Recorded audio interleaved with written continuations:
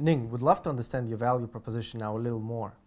And why don't we start by discussing the current state of English language education in Japan? All right, let me start with data. Currently, in Japan, people spend about $30 billion in total learning English. That's quite a sum.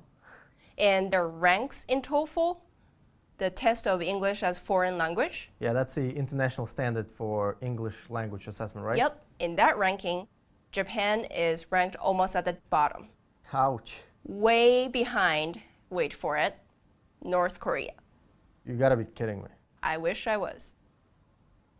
All right. And what's more is that people actually take English language very seriously. An average Japanese person will receive at least 6 years of mandatory English courses at schools.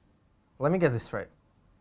They clearly care about studying English. So they invest a lot of time doing it, they invest a lot of money doing it, and yet, poor results. What the heck is going on?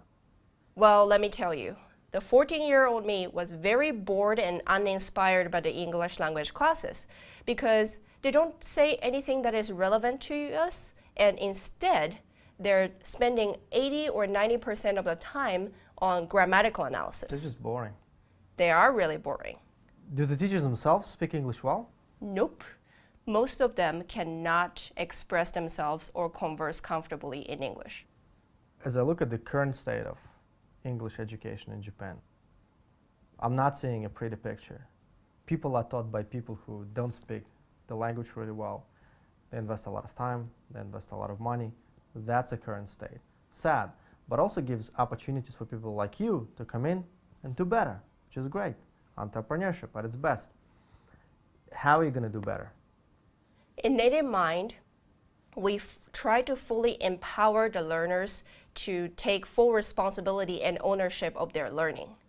We're aiming for them to make themselves fully functional, meaning they can talk, think, act, behave, and function exclusively in English language. And in the process, everything should be fun.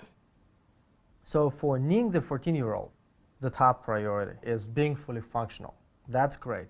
And that's a qualitative measure. Is there a quantitative measure of value proposition in Native Mind?